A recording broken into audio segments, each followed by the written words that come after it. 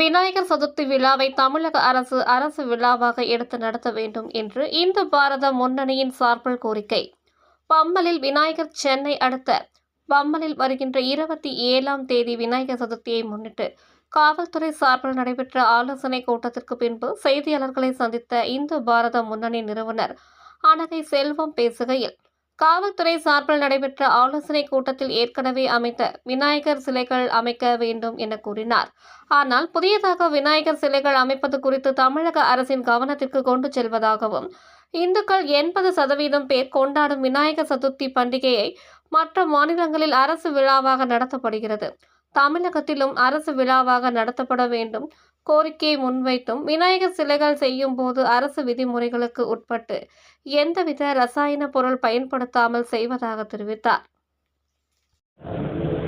வணக்கம்.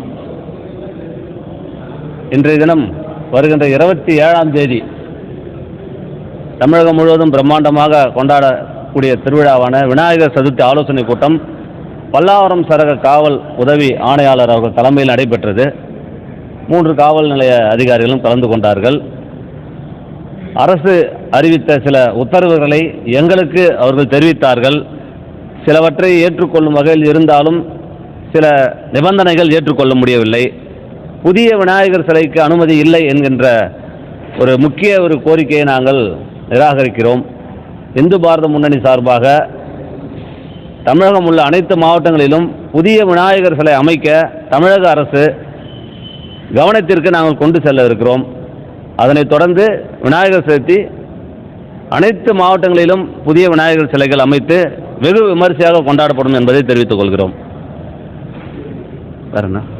தமிழக அரசு இந்து பாரத முன்னணி சார்பாக இருக்கக்கூடிய முதல் கோரிக்கை என்னவென்றால், விநாயகர் சதுர்த்தி என்பது இந்தியா முழுவதும் இந்துக்களால் 85% மேல் இருக்கக்கூடிய இந்துக்களால் கொண்டாடக்கூடிய ஒரு மிகப்பெரிய திருவிழா பண்டிகை.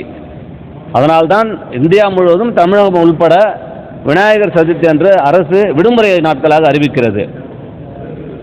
தமிழகத்தை தவிர்த்து மற்ற மாநிலங்களில் விநாயகர் சதுர்த்தி அரசு விழாவாக எடுத்து நடத்தி வருகிறது. இது அனைவரும் தெரிந்த விஷயம், தமிழக அரசிற்கும் தெரியும்.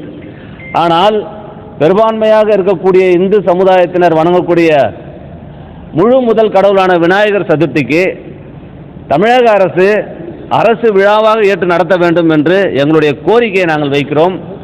அதே வேளையில் மற்ற மதத்தினருக்குண்டான பண்டிகையில் வாழ்த்து தெரிவிக்கும் தமிழக முதல்வர் அவர்கள் விநாயகர் சதுர்த்திற்கும் வாழ்த்து தெரிவிக்க வேண்டும் என்பது இந்து பாரத முன்னணியின் பிரதான கோரிக்கையாக நாங்கள் வைக்கிறோம்.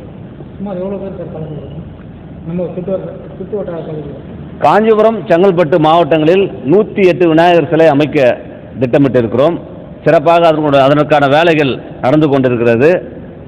அரசு என்ன நிபந்தனைகள் சொல்லியிருக்கிறோம் அதே போல் பிளாஸ்டர் ஆஃப் பாரிஸ் தவிர்த்து வாட்டர் பெயிண்ட்னு சொல்லக்கூடிய அந்த பெயிண்ட் தான் நாங்கள் யூஸ் பண்ணுறோம். ஸோ நீர்நிலைகளுக்கு எந்த விதமான பாதிப்பும் இல்லை என்பதை தெரிவித்துக் கொள்கிறோம். ஊர்வலத்தின் போது கட்டுப்பாடு அப்படின்றது எதுவும் பிரதானமாக விதிக்கவில்லை. அது சாமி ஊர்வலம் சிறப்பாக கொண்டாடணும் அப்படின்னு காவல்துறை சொல்லியிருக்காங்க. அதுக்கு நாங்கள் முழு ஒத்துழைப்பு தருவோம் என்பதை நாங்களும் அமைப்புகள் சார்பாக உறுதியளித்திருக்கிறோம். என்னுடைய பேர் அனகை செல்வம், இந்து பாரத முன்னணி மாநில தலைவர்.